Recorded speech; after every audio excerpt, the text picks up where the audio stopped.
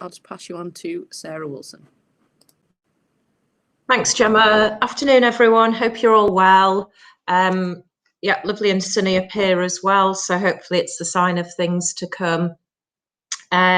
So today's bundle of joy is NEC quotes and compensation events. Now, before we start, this is a mini series. So this is part one, and next month we're looking at the kind of follow on, which is basically how you price your compensation events, so schedule of cost components. So if this is useful to you, then you need to come along to next month's to find out the final part of the exciting story. So what we're going to be looking at today. Now, what I would say is, if you use NEC, you will probably be nodding as I say this. But compensation events, yeah, this is the area, probably together with programming, that causes the biggest problems with NEC. So it is a really, really key topic. What we're going to be doing is looking at the process. So you can see here on this slide where we've got issues to be covered, sorry,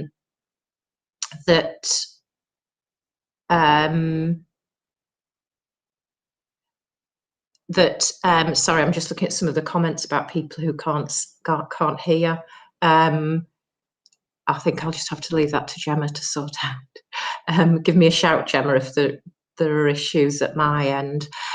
So yes, a lot of this is procedural. So if, like me, you find procedures quite boring, I'm afraid you're just going to have to get to grips with this.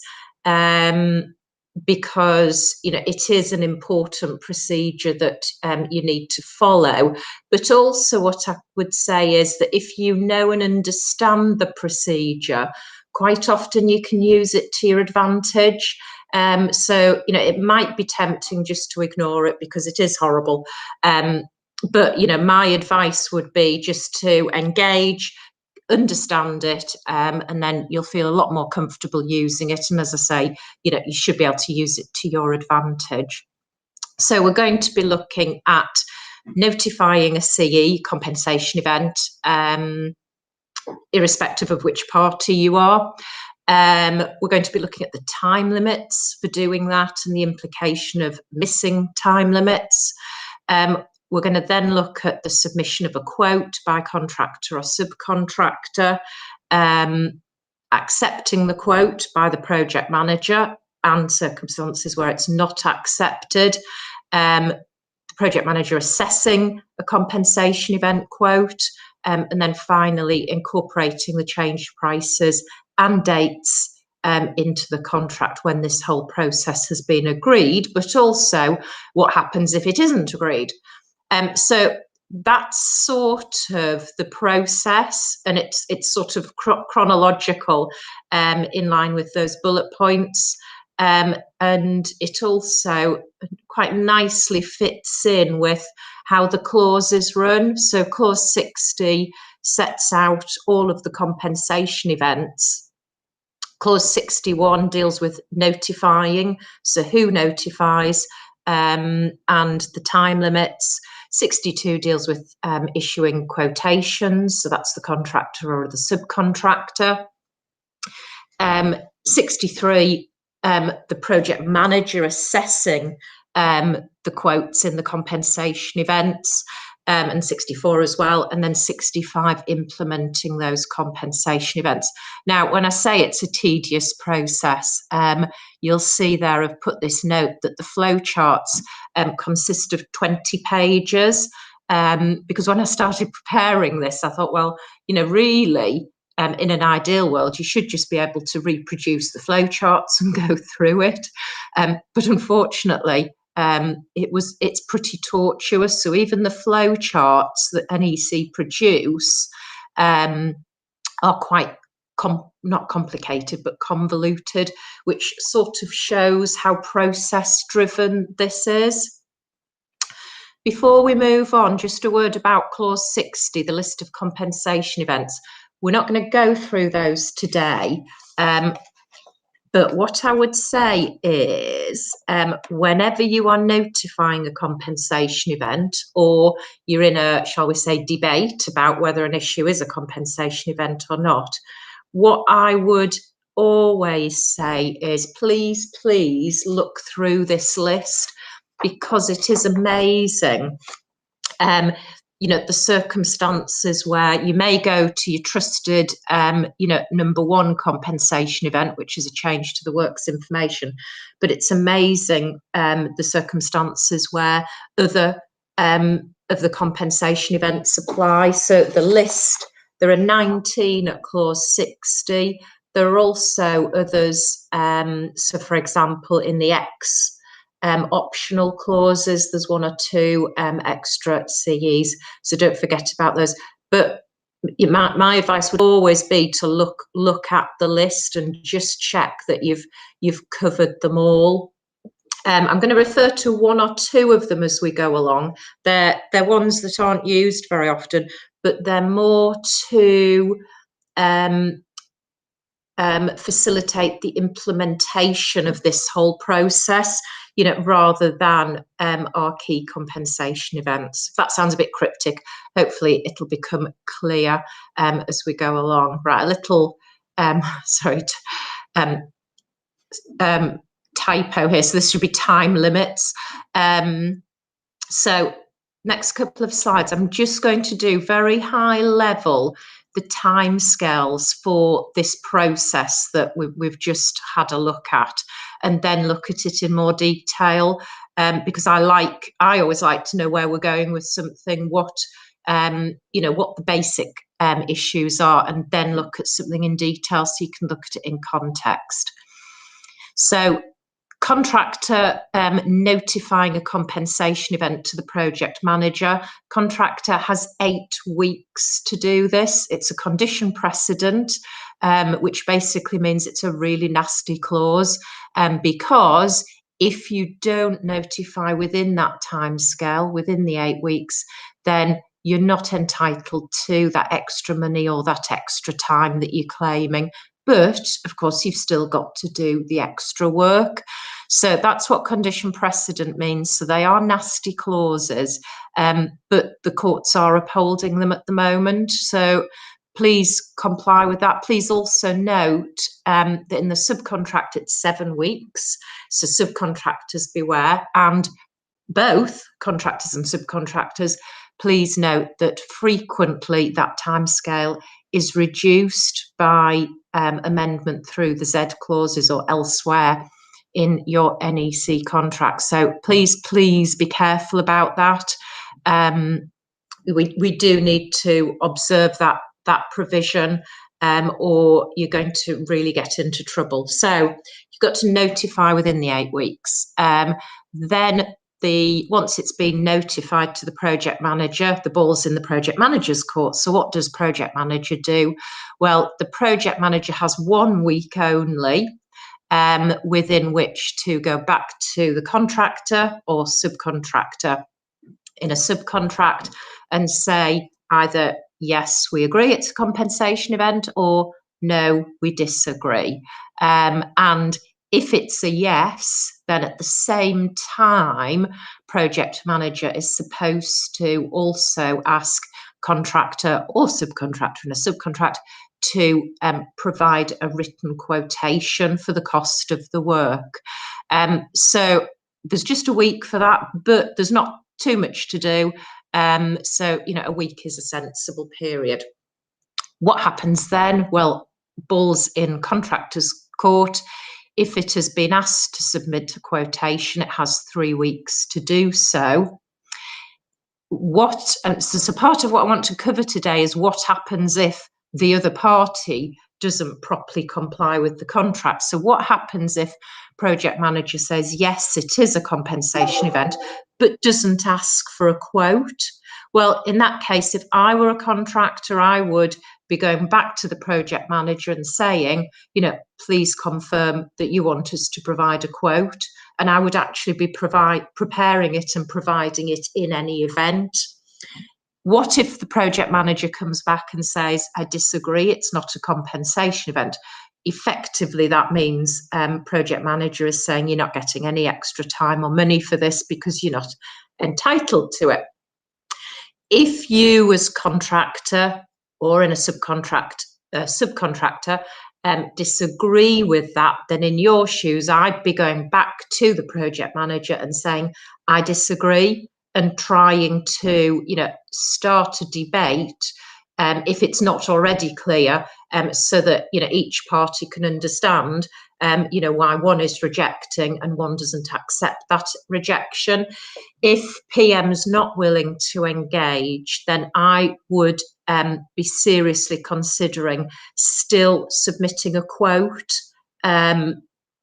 just because it then puts it on a track where, it's very clear to project manager that you haven't accepted their decision. The contract doesn't require you to do that, though, and I do appreciate that you then providing quotes, where arguably, it's in dispute at that point, so there's little point. But if it continues to be in dispute, you're going to be presumably taking it to adjudication, in which case you need to know what the quantum is.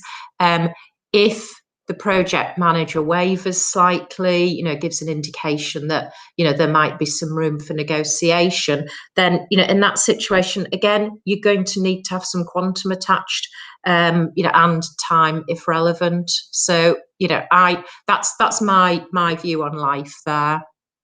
So continuing these time limits, what happens next? So project manager gets the quote from the contractor, ball's in project manager's court. What does it do? Well, it has 2 weeks, so slightly more than its timescale before, 2 weeks to either basically accept it, which is good, reject it, or say to the contractor, I don't like it, can you provide me with something else, something different? And, 2 weeks again seems to be a sensible time limit in those circumstances.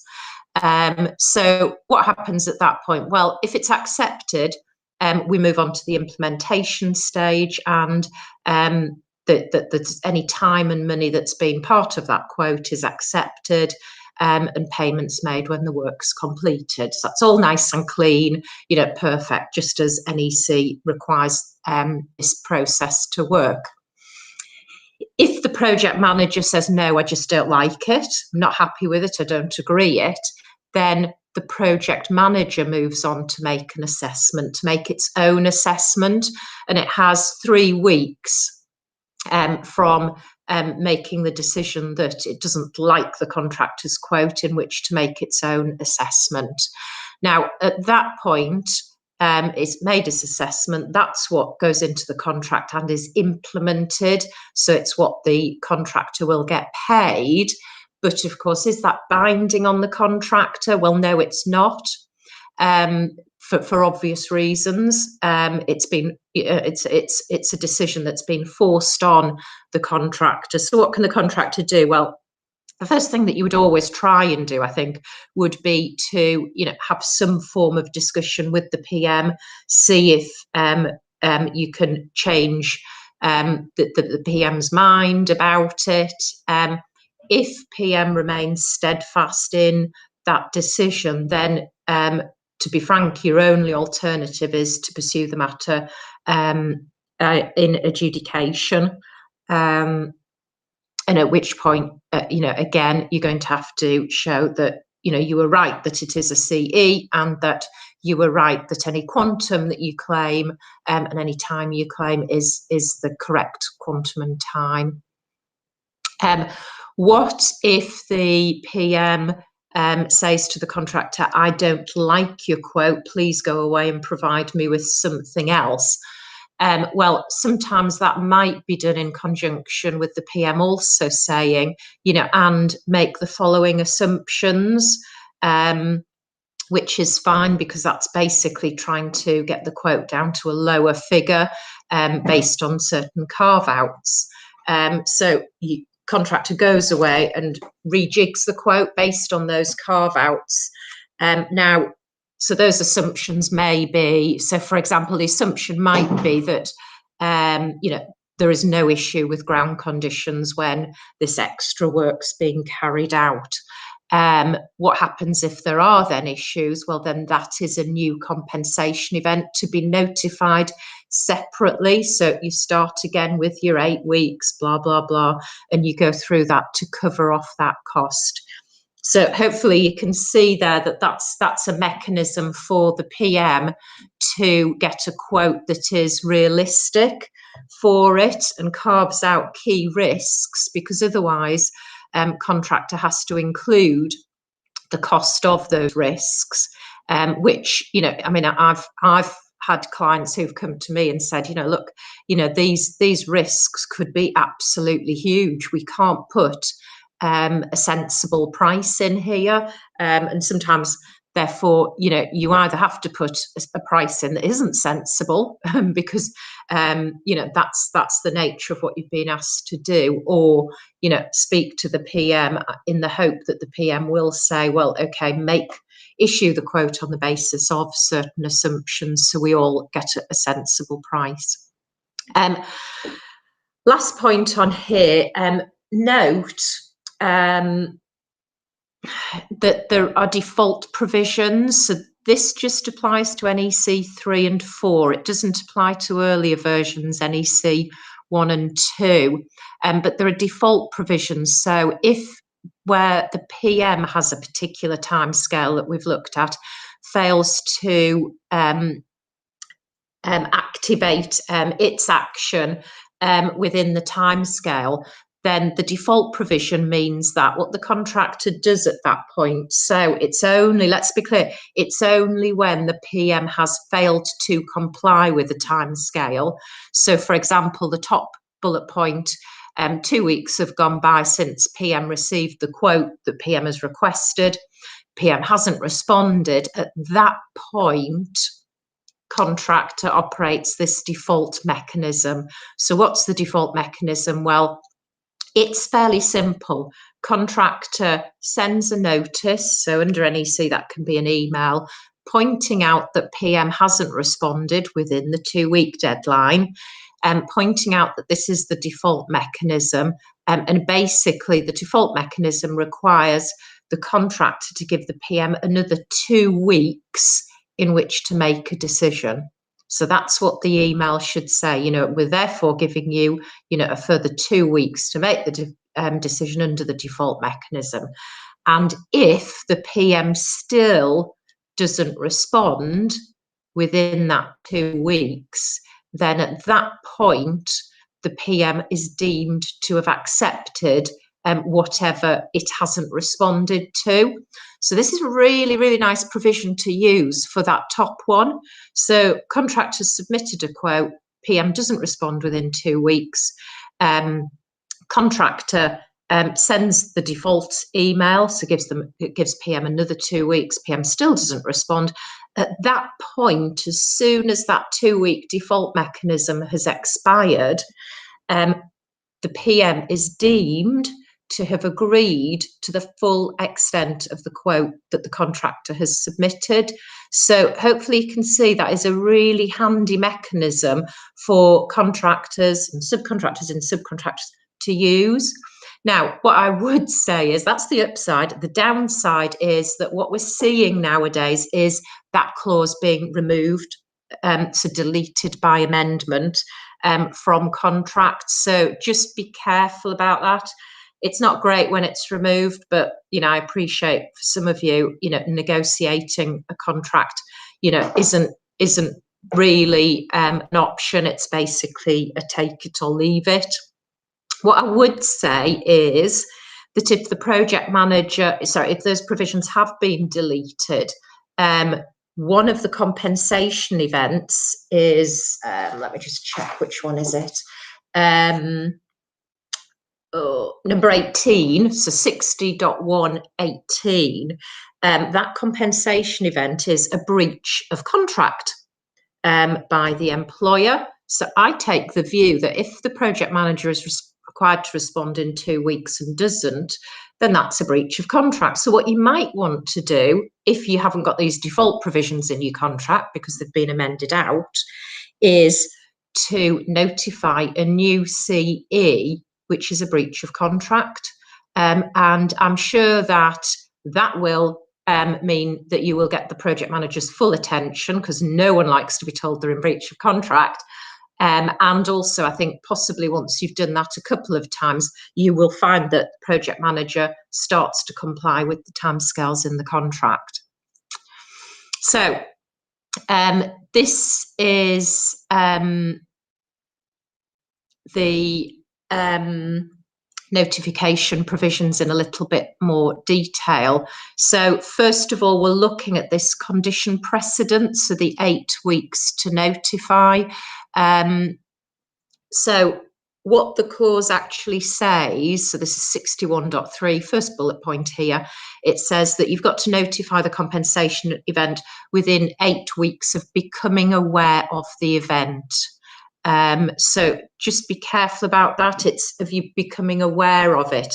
So it's not of you being told about it. It's, you know, becoming aware. So it is an early date. So, you know, if in doubt, you know, put that 8 weeks. That 8 weeks starts to run as early as possible. Please don't risk missing that deadline, because all you are doing at this stage is notifying a compensation event. You don't need to give any time details, any cost details. All you need to say is this is a compensation event because, you know, you've issued an instruction, it's a compensation event. You've stopped me going on site, it's a compensation event. And that's all it is. You know, there's not a lot of information to provide in it. The information and the detail comes later with the quote. That's where the hard work starts, in, you know, deciding, you know, what the cost is and what the time implication is. Now, I realise here I've got 6 weeks notification under the subcontract, and I must admit I haven't got the subcontract. It's either 6 or 7 weeks. Apologies. I really struggle with this time limit with subcontracts, but just be careful with that. Now, in terms of notification, it's not quite as bad as you would think with regard to this condition precedent, because some of the compensation events are notifiable by the project manager or supervisor, not by the contractor. Now, what I would say here is I would almost operate a system where you ignore that and just notify every compensation event, because I don't think it can do any harm. The other point is that generally there is some debate about a scenario where what happens if the PM or supervisor under the contract is obliged to notify. So it's not the contractor's responsibility to notify, but they don't notify. Does that responsibility then pass to the contractor? Now, I've seen that argument run. I've not seen it succeed, and it's run less and less now. So I think we are at a position where generally the lawyers seem to accept that if PM or supervisor fail to notify a compensation event where it's their obligation to notify, that obligation doesn't pass to the contractor. But I'd still be careful if I were you, and I would still notify, because these things go in trends, and who's to say, you know, that if you're in a situation where you're adjudicating, you're not going to come across somebody who will run that argument.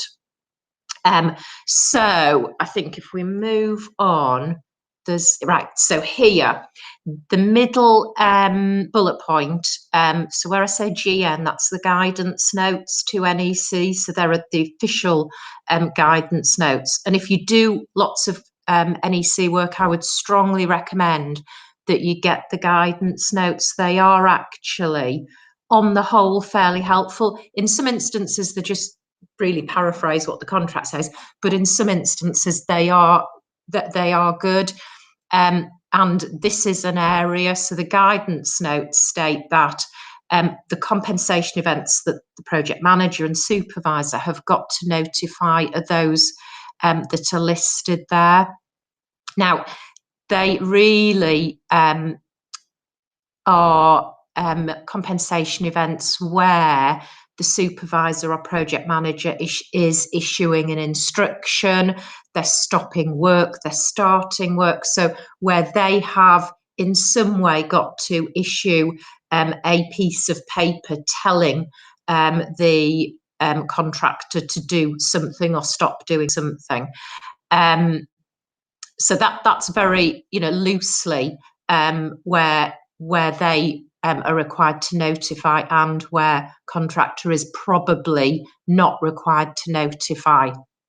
And also the good news is that compensation event 1 is a change to the works information. So that is the compensation event that most commonly arises in my experience. But things like weather, that's not in here. Ground conditions, site conditions, that's not in here. So both of those for the contractor to notify. Breach of contract that we've referred to, contractor's got to notify. Force majeure sort of event, which is CE 19, which we should all be familiar with, having had a year of a pandemic. That's one for the contractor to notify. So, this is why as well, I always say read through that list of compensation events, get to know them, because, there are some fairly specific ones.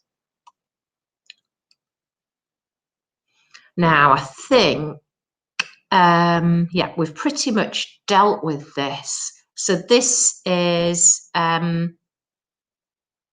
what does the contractor do when it receives an instruction to do something, a decision to do something, where the project manager or the client stroke employer isn't doing something? What should the contractor do when there is something happening where contractor is thinking, actually, something's not right here, this is going to cost me extra time and money? Well, you first of all need to look at clause 60 to look at the list of compensation events and see which one the event that's happening comes within. And there might be a number, and at that point you notify.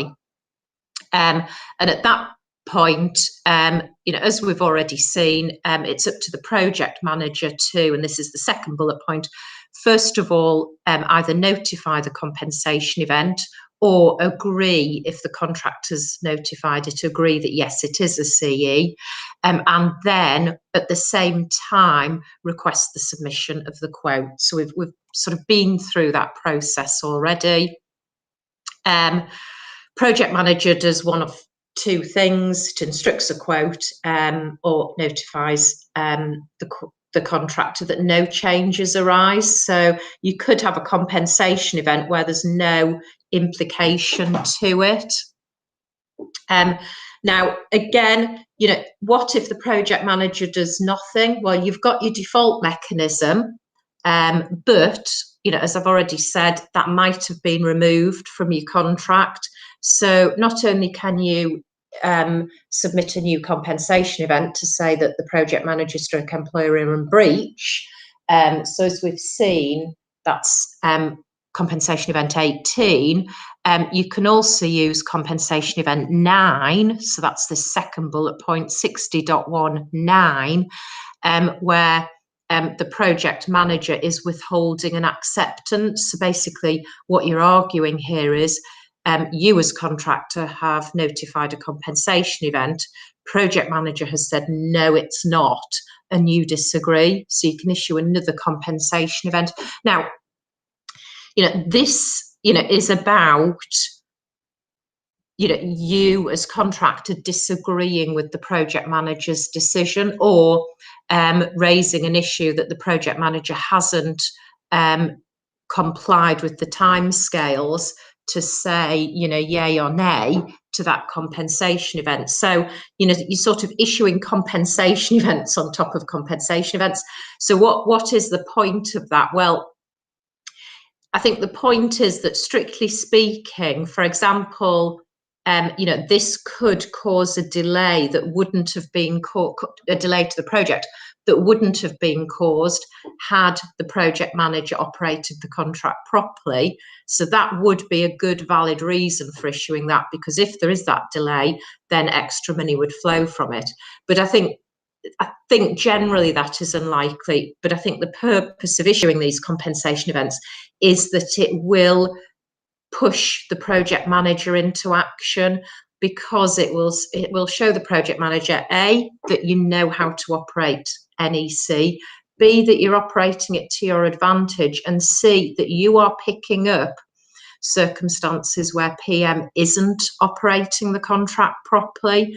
Now, strictly speaking, PM is going to have to tell the employer about these CEs, and the employer is going to want an explanation. So, I think it's a good mechanism to use, particularly, as I say, if you don't have these default mechanisms.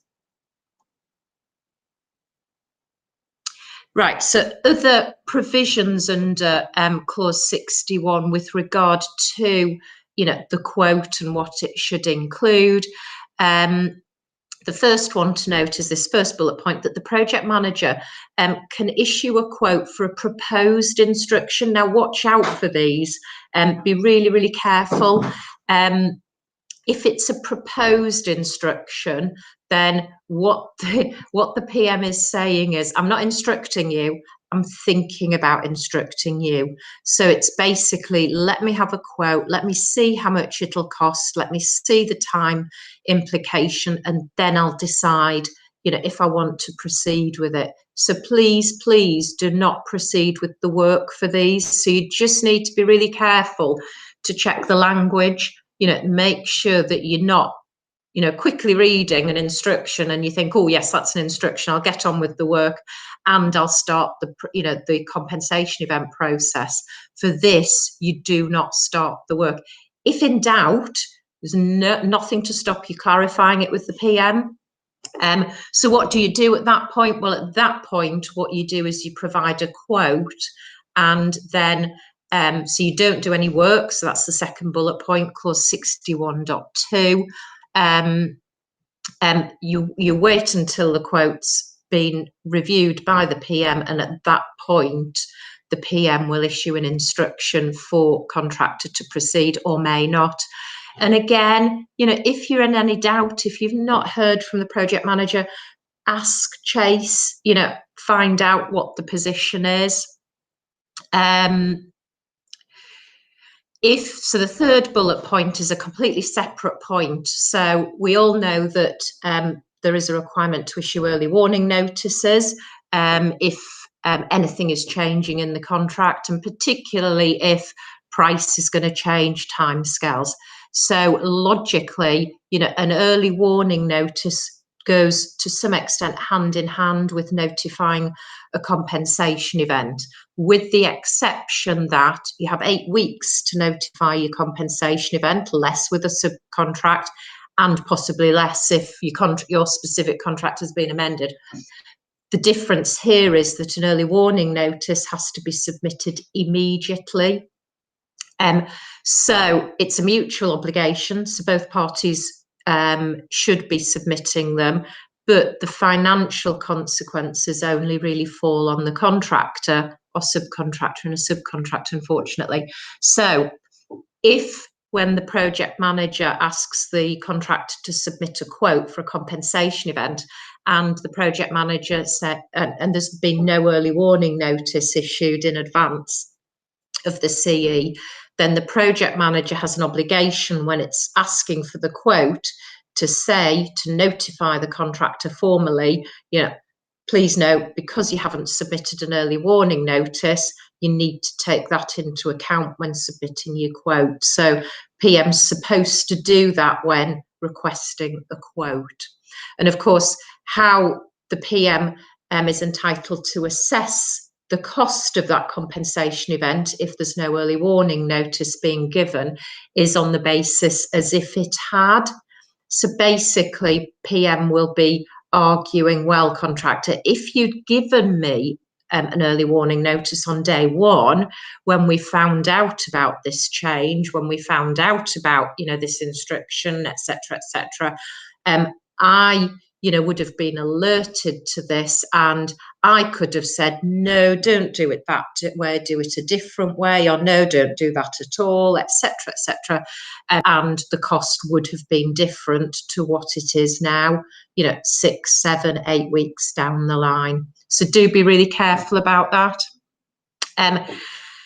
Fourth bullet point, project manager, we've already discussed this, can request a quote based on an assumption, because otherwise, if there's no assumptions, then contractor is entitled to factor in all risks connected with that CE work. So the assumption might be included to everyone's benefit. And as I've said, it could be, for example, make the assumption that, the ground conditions are absolutely not problematic at all, in which case contractor can factor out or not factor in any problems with ground conditions into the quote. And then, as we've seen, if the ground conditions are problematic, that then becomes a separate CE. And finally, no CEs are notified after the defects date. So that's clause 61.7. The defects date is the end of the defects period. Quotes for compensation events. We've touched upon this already. The key point here is, what should your quote include? Please remember this. Think about, if you're familiar with JCT, we sort of have the trio of claims. So you have variations, that's one section of the contract. You have extensions of time, that's another section. And finally, you have loss and expense, that's another section. So that's the trio. Here, it's all included together. So don't get muddled by, well, a quote just talks about money, because here it doesn't. It talks about time, including your time to complete. So if you need an extension of time, you've got to cover that in your quote. It also includes key dates, if there are key dates, and if you need an extension to them, and it also includes the money. And remember, the time element is important for two reasons: to get you an extension of time, so you're not paying liquidated damages or delay damages for that period, but also so you can recover your delay-related costs. So, the costs that we sometimes refer to as prelims in JCT. So it is really, really important. What the rules say in the contract is, if you're applying for extra time, you need to submit an updated programme to show the basis of that extra time. Please don't forget that. So many quotes I've seen just include the money, and contractor, in the rush to get the quote out, forgets about, the time and, effectively the prelims. Just a quick point here, clause 62, when you're preparing your quotes, if you're on option C, D or E under NEC, you can add the cost of preparing your quote.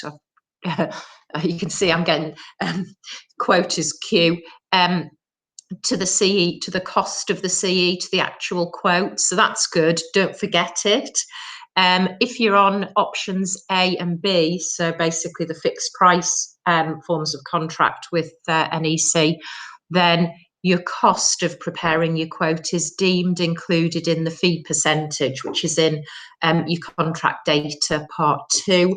So just a note there, when you're tendering for your work and you're thinking about your fee percentage for options A and B, remember that point.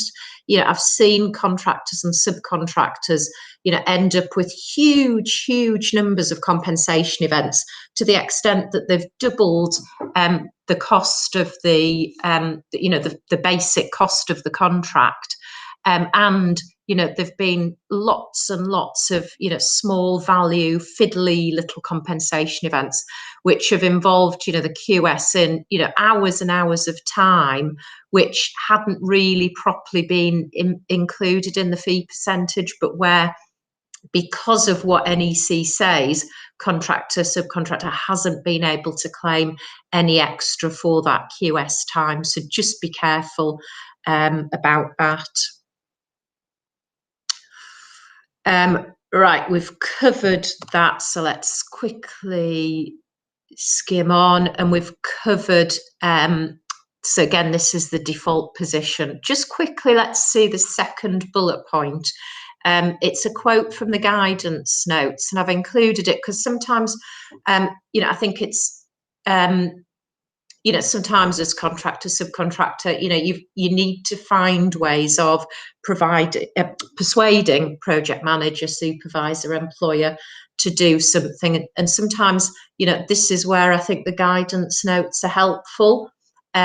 What this says is that it's important that the project manager doesn't delay assessing compensation events by, for example, waiting until the changed work is complete before deciding whether or not to accept the contractor's quotation. Is that familiar to anyone out there? Rhetorical question. And, you know, if I sound a bit facetious about it, you know, I would say that pretty much every adjudication that I've had on NEC, this has happened, where the project manager has basically hedged their bets, you know, get the quote in and then not accept it, because, you know, want to see how much it costs.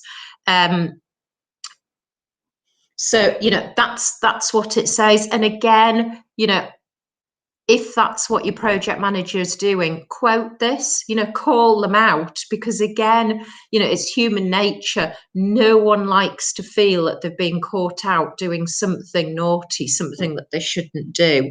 So, and particularly if it's put in writing, and particularly if you include that last little bit about adjudication, you know, it will alert the project manager to, you know, the fact that if they are not complying with the contract, you know, an adjudicator is going to be looking at that. And again, you know, none of us like to think that, you know, there's going to be this third party individual looking, you know, and seeing that we haven't been doing our job properly.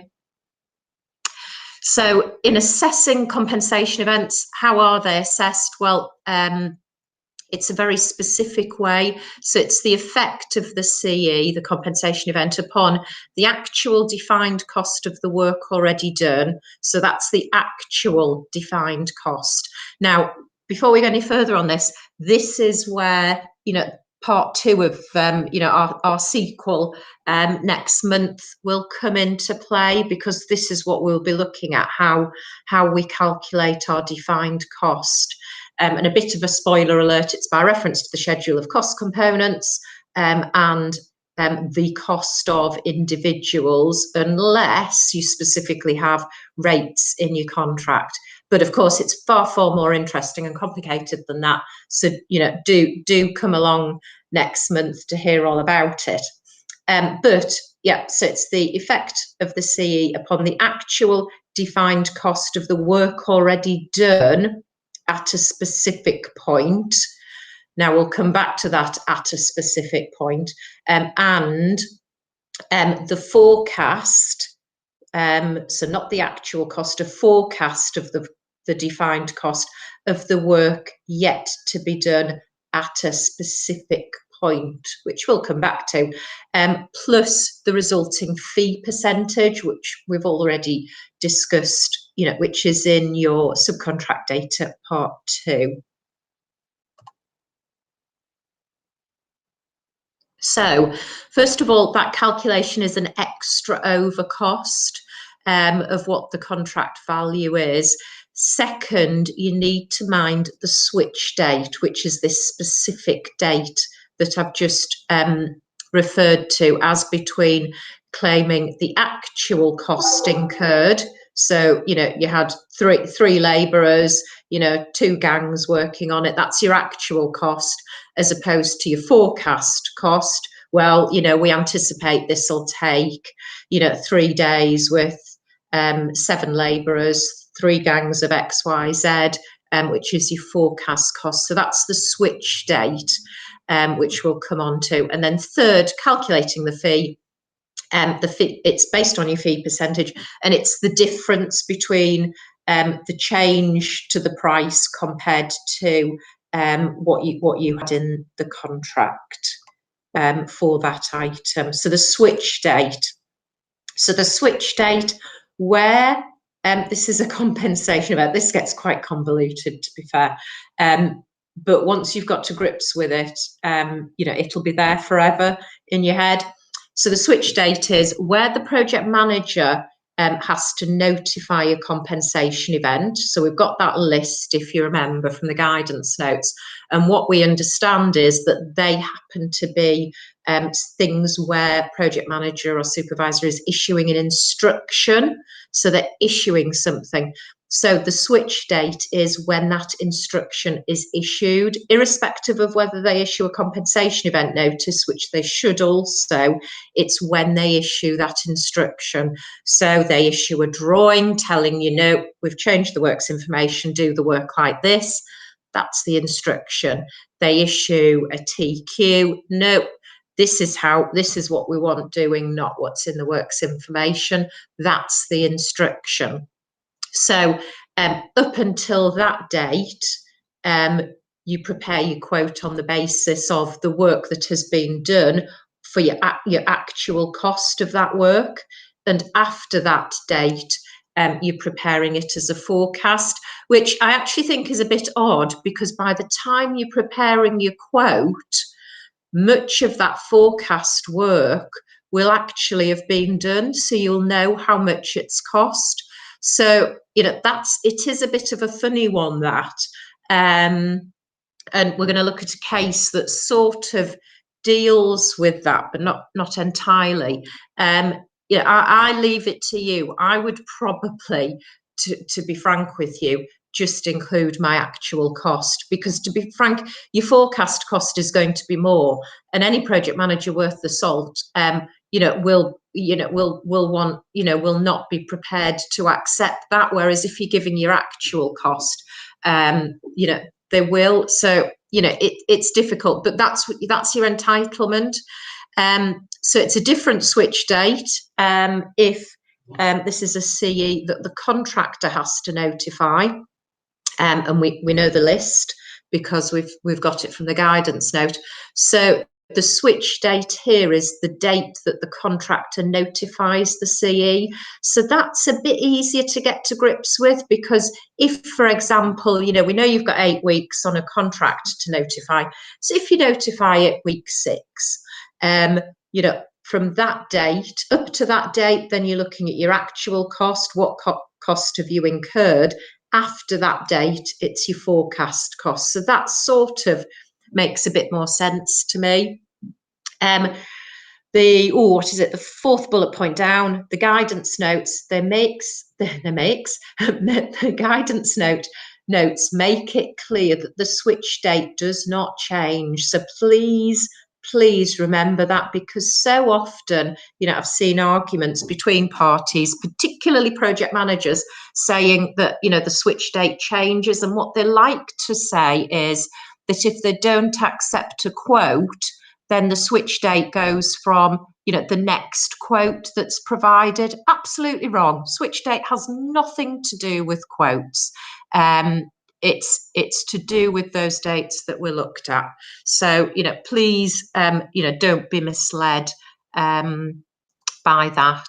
And at the bottom point actually said contract rates are nothing to do with how you calculate your compensation events. And of course, that's for next month's exciting instalment. Other assessment points, compensation events are the only real way. There are a couple of minor exceptions, so for example, acceleration, but really compensation events are how contractors, subcontractors get extra time and extra money under the contract. You will have noticed I've already said that a breach of contract's a compensation event. In some ways that works well for contractors and subcontractors, but it's a little bit of a problem, because it means that you've got to comply with that time limit, that 8 week or less depending on what your contract says for notifying. You can't leave it right till the end, as you can in, say, JCT, and say, you're in breach of contract, I've got a claim. Doesn't work here. You've still, that time limit still applies. So, you know, that's why, and this is the whole ethos behind NEC. It's so that we all know what's happening in advance. Yeah, we've covered the early warning point. Yeah, I think we've pretty much covered this final point. The contractor is entitled, so this is clause 63.6, so you might want to use this. Contractor is entitled to be paid risk allowances for matters which have a significant risk of occurring, even if they're the contractor's risk under the contract. Now, that makes sense because, of course, this is compensation event work. So, for example, what I would say is, you know, if you are preparing a quote for work, and, for example, it's, you know, well, I would say any work, you know, you would want to include a risk for, you know, what delay and extra costs because of bad weather. Now, some elements of bad weather, so bad weather that isn't really, you know, really, really bad, because it's only really, really bad weather that gets you a compensation event. But it's different with a compensation event. You shouldn't have ever been doing this work. This is extra. So that's the reason that if you get bad weather when you're doing compensation event, that wouldn't be a compensation event under the weather criteria, it should still be included as a risk. Ditto ground conditions, so ditto all risks should be factored in. And this is where, you know, project manager might want to issue some assumptions, because sometimes, you know, the risk cost ends up being way more than, you know, the cost of the basic work in the quote. The downside, but I think it makes sense, is this next point, that compensation events are assessed on the assumption that the contractor reacts competently and promptly and that costs are reasonably incurred. So that's clause 63.7. I don't think you can argue with that, really, can you? A compensation event can reduce the costs if it's a change to the works information or a correction to project manager's assumption. Assessing delay. So, of course, we've seen that you've got to include your delay in your quote. So, you know, please don't forget about this. So, delay is defined at 63.3. It's assessed on the basis of the length of time that due to the compensation event planned completion is later than completion of the accepted programme. Now, you know, I think this is really difficult because, of course, you know, you are anticipating how a compensation event is going to delay you, and to a great extent, you know, you don't know because it hasn't happened yet. So, you know, I think that is a really difficult clause to operate under. I suppose the pragmatic answer there is, you know, as contractor, subcontractor, you're always going to have to, you know, factor in a decent amount of risk for yourself, just to protect yourself. And, you know, the risk is then that your quote's not going to get accepted. But, you know, to me, I would say that's a better risk to take than, you know, risking saying, oh, well, it'll be 2 days delay, and then discovering that it's 2 weeks or even longer. I think we've covered this. When's the project manager entitled to assess or make an assessment of the cost rather than accepting the quote? Well, if the contractor fails to submit a quote within the timescale, don't do that. That's not great. It's not helpful. If the project manager doesn't agree with the contractor's quote, if the contractor's quote does not include a programme dealing with time. Now, what you might find is, if you don't deal with time, a project manager might just snap your hand off and accept the quote, and then try to argue that it's binding. and that there is no time implication. So just be really careful about that.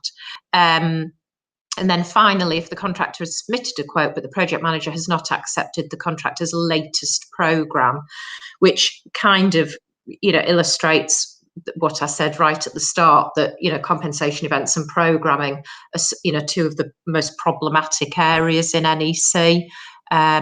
So that's where it makes an assessment.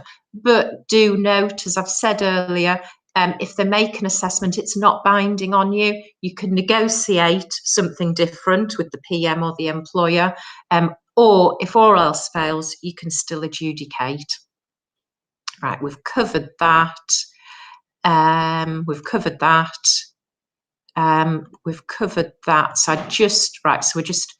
so that your checklist for a CE, first of all, as soon as something happens, be thinking about your early warning notice. That's got to be issued immediately. Don't be shy, just issue it. It's what the contract says, and therefore it's what the employer wants, because chances are it's the employer who's requested the NEC be used, not the contractor. Next point, immediately be thinking about your compensation event. When do you notify it? Don't miss that time limit. Next point, be thinking about, have you been asked to provide a quote? What's your timescale? If you haven't been asked, are you going to provide one anyway? Are you going to ask the project manager to clarify whether you should provide one? What's your strategy going to be there? Are you at the very least going to make it clear to the project manager that you do not accept the assessment that, a quote, this isn't a compensation event, and that you're not entitled to more time and money? If you're submitting your quote, please remember the time element as well as the cost. Also remember your switch date, and once it's been assessed, once you've done the work, then you will be paid the amount assessed. But if it's not a figure or a time extension of time that's been agreed, you might be heading to adjudication if you can't agree something as an alternative. So submit your early warning notices, don't be shy, notify your compensation events. Even if it's the project manager's responsibility, consider doing it. Submit your quotes, even if you maybe haven't been asked to, and remember to include your time. So these are just some summaries, which hopefully, we've kind of hammered home through this last hour. And finally, I just want to quickly run through this case, because in my opinion, this is probably our most important case on NEC. Comes with a few caveats, 5 in total, I'm afraid. First, it's a Northern Ireland case, so it's not binding on our adjudicators, on our courts, but it is persuasive. I think our courts probably will like it, and I think they'll probably follow it. Second caveat, this was a professional services NEC contract, not the NEC that you guys will use. So it does make a slight difference, but I don't think it'll make a massive difference. Next point, neither party complied with the NEC processes or time limits.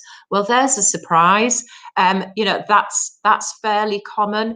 But what I would say, to all of you, it was really, really common 3-4 years ago. Neither party complied.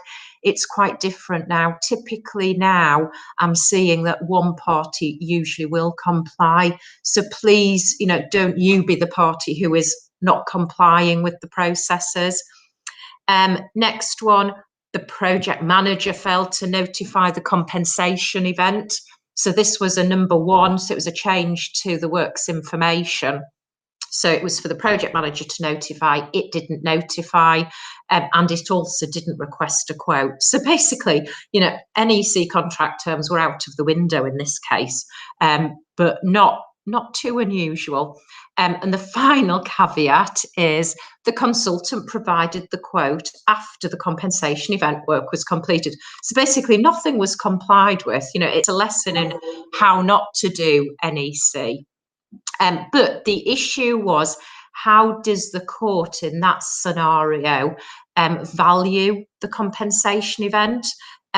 Is it on the basis of the quote? And the quote had been provided slightly bizarrely, I think, but it had been, although it was provided after the work had been carried out, way after, you know, way after, the consultant effectively provided it as if it was a forecast. So, you know, how I would think of, you know, as a, you know, an estimate of your costs, but presented as a quote. So although they knew what all the costs were, because they'd done the work, they basically went back to basics and said, well, you know, if we were providing a quote for this, you know, way back, you know, months ago, we would have said, oh, we think this will cost about, you know, 3 days work, and we think it'll take 3 people. So it was really on a bit of a false basis, but, you know, sort of compliant with NEC. And of course, we've seen that the switch date doesn't change. So, you know, to an extent, it is absolutely correct. That's how the consultant wanted the adjudicator and court to value the CE. The paying party, the employer, wanted it to be on an actual substantiated cost basis for obvious reasons. I think, you know, it's always going to be less. I've said there, remember the switch date, question mark. But despite that, the court valued it on the basis that the employer wanted, so a substantiated cost basis, which I can understand because, of course, courts like to see invoices for things. They like everything to be substantiated and proven and established. But of course, that's not what NEC likes, and it's not what NEC says. So we're in a little bit of a funny position where we've got a court case that says something different to what NEC says. So, you know, I think we've just got to run with it. What you need to do, I think, so if I were you, contractors and subcontractors, is, you know, these lessons. So first of all, contractors beware.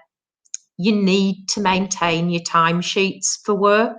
Who's doing what with regard to this compensation work, event work? You know, you've got 3 labourers working on it all morning. You know, it's, you know, Fred, Jim and Bill, you know, and you know exactly how many hours, you know, so that you can quantify it.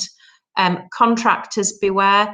The project manager might try to accept the quote late and implement it when the costs start to increase. So, you know, I think you just need to be really careful about that. I don't think they would be entitled to accept it. And I think if you did, you'd be able to challenge it at adjudication. But I do think this is one reason why, you know, it's quite good to push the PM to make a decision when it is required to, so that, you know, you crystallise the position rather than leaving it and then finding that the PM sneaks in, you know, 6 months down the line and accepts it.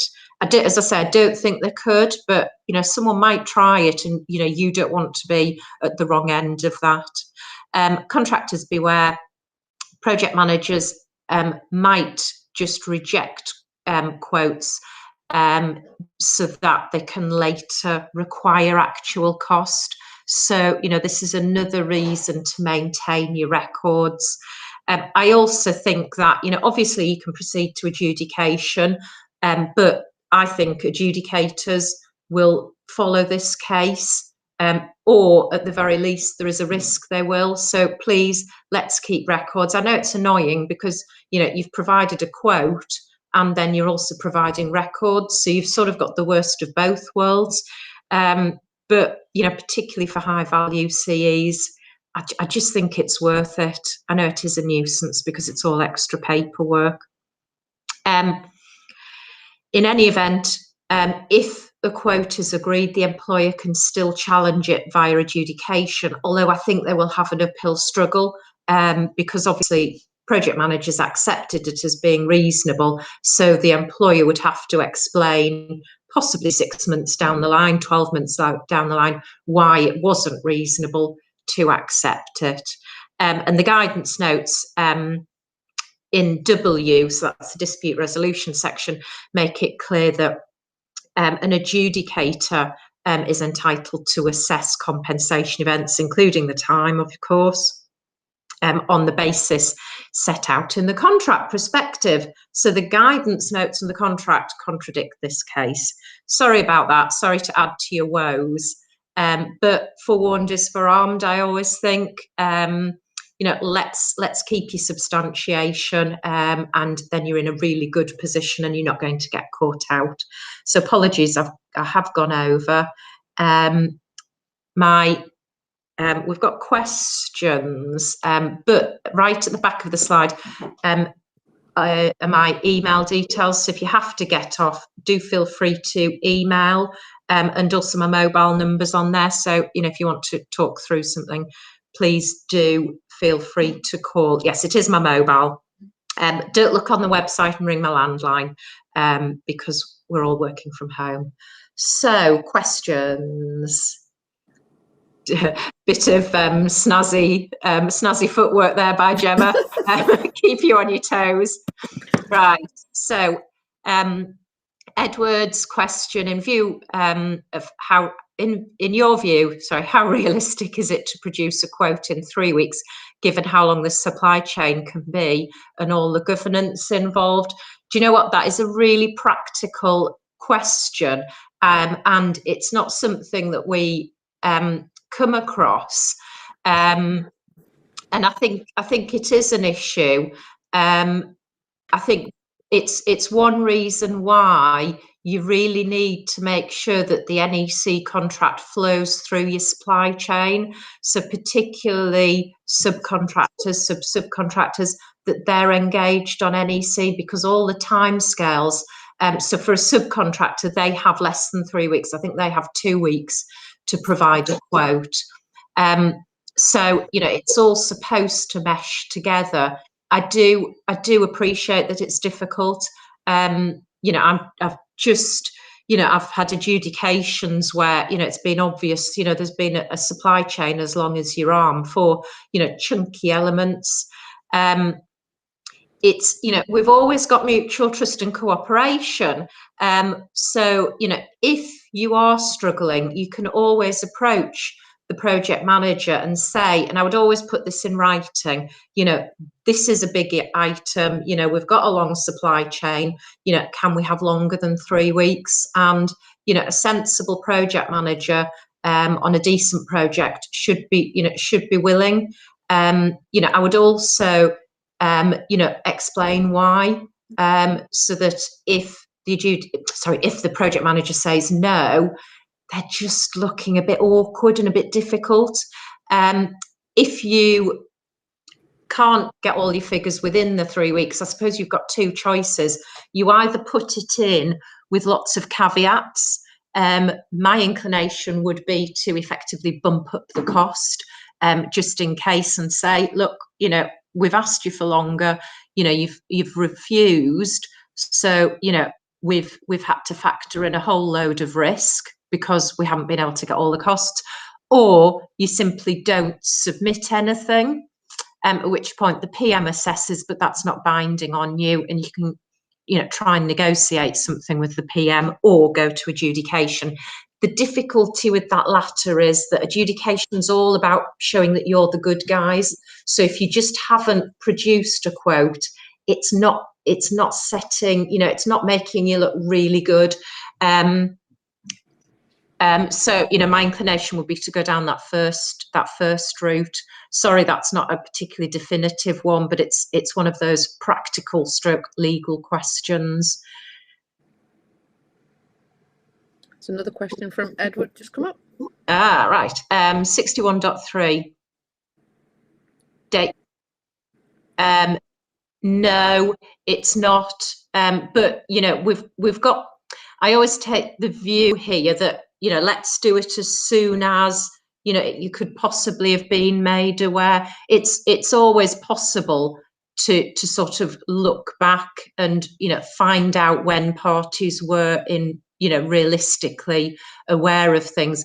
The problem often is, I find, particularly with NEC, that, you know, somebody's aware that something's going on site, or something's changing or happening, but they haven't actually put, you know, 2 and 2 together to get 4. So they haven't either thought this is going to be more time or money, or, you know, this isn't our risk, we need to do something about it.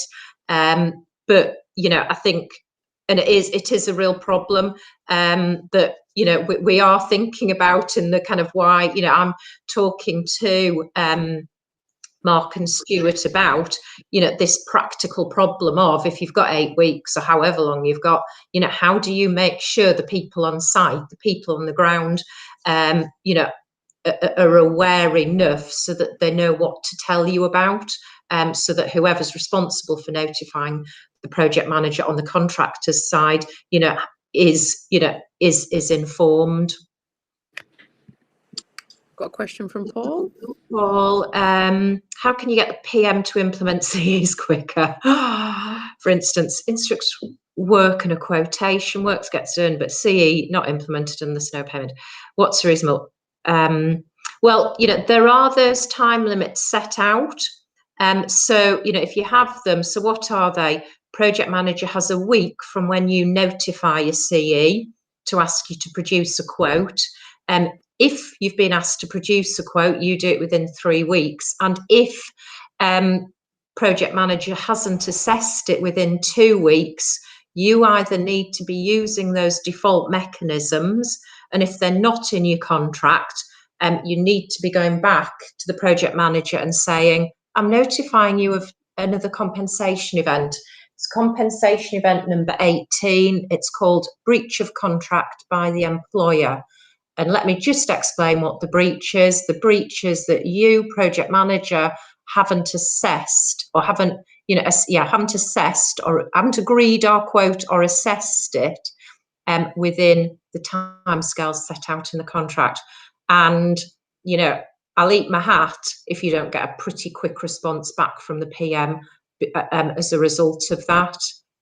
Because, as I say, no one likes to be told that they're in breach of contract, particularly not a project manager who is being paid by your client, the employer, to do a good job, not to do a bad job and put them in breach of contract. So I think that's the way to do it if you can't use that default mechanism. Would the price be based on delay in response? Yeah, I think Cameron, that's a really good point, because, you know, I've thought about this because I'm sad like that. You know, and it's all fact based, but I think you'd struggle to put any cost to this. I think the purpose is to keep the project manager on its toes, and make sure that you are, as we had in the last question, that you are getting notified of the amount for your compensation events, they're getting implemented and you're getting paid for them. So you're getting the cash flow, even if it's not the amount that you've asked for, that you've put in your quote. You may have a better idea of this. I can see that there may be delay attached. I don't think there'd be any delay in the money, because what would you be saying? You'd be saying, hang on a minute, PM, because you're in breach of contract, we haven't crystallised the cost of this. It hasn't then been implemented into the contract, and therefore I haven't got paid. So really it's a delay in you getting paid. So you might be able to argue, you know, there's always a cost to delay in getting paid. It's called interest. Now, there's no interest, you're not entitled to interest under the clause, but you could say, well, the delay means that I have suffered loss because I haven't had that money in my bank account, because it's paid late. So I want the interest on it. Now, it's not going to be huge money, but again, you know, this is about getting the PM moving. And if the PM is going to have to report to the client, you know, oh, you know, I'm sorry, I missed a deadline, and that contractor's now saying I've got to pay interest for, you know, late payment, I think the employer is going to be saying, what's going on here, project manager? You need to do your job properly.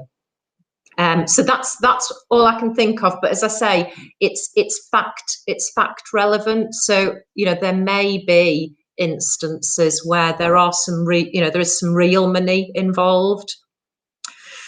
Right, NEC option C, I love it. Due to the use of favourable seeker rates, the shorter schedule of cost components, schedule of cost components would be preferred when pricing CEs. If data for this is next month, Matthew. If the data is entered into, can it be automatic? No, I'm sorry, it can't. Sorry. It can only be used if, so generally under option C, you are using the schedule of cost components. I'm going to charge you for this because seriously, this is next month. So you can only use the schedule of cost components unless the PM agrees to use the shorter schedule. And I've never seen that happen. And I suspect it would only happen, common sense dictates, if the PM thought it was going to result in less money being paid. Now that sort of suggests that your contract data part 2 has the seeker rates in for the shorter schedule, but not for the ordinary schedule. So I'd check that, because hopefully if you've got seeker rates in for both, it makes no difference. Okay, I think Matthew was trying to get as many acronyms into one question as possible there, which I think we've just got one more question coming from Paul. Okay, Paul. So who pays for proposed instruction and preparation? Oh gosh, that's a sneaky question. Preparation of the quote and stop PM pricing resource. Right. Oh, this one I always need about 10 minutes to get my head around. This has changed. Sorry, the NEC 4 contract, which you may be not using yet, has a specific provision in here, and I can't remember. I can't remember whether it is that says that the preparation of the quote is the project manager stroke client's cost if they don't proceed. I'm really sorry, Paul, I've failed you on this, but if you want to drop me an email, I will check it and come back to you. It's one of those things where it's a bit fiddly and I always just need to review it because there's a couple of scenarios. Or alternatively,